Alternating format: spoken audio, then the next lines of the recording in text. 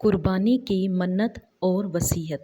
मसला, जिसने कुर्बानी की मन्नत मानी, फिर वो काम पूरा हो गया जिसके वास्ते मन्नत मानी थी, तो अब कुर्बानी करना वाजिब है, चाहे मालदार हो या ना हो।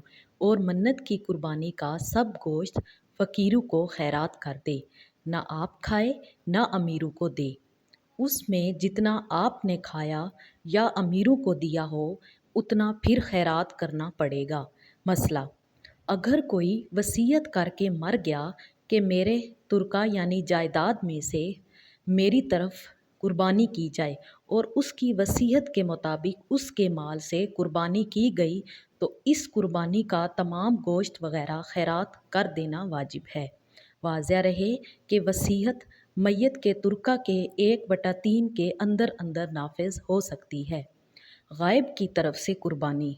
कोई शख्स यहाँ मौजूद नहीं है और दूसरे शख्स ने उसकी तरफ से बग़ैर उसके कहने या ख़त लिखने के कुर्बानी कर दी, तो ये कुर्बानी दुरुस्त हुई। और अगर किसी जानवर में किसी गायब का हिस्सा उसकी इजाज़त के बग़ैर तजवीज़ कर लिया गया, तो हिस्सादारों की कुर्बानी भी सही ना होगी। अलबत्ते अगर गायब आदमी को ख़त लिखकर वकील बना दे, तो उसकी तरफ से कुर्बानी कर सकते हैं।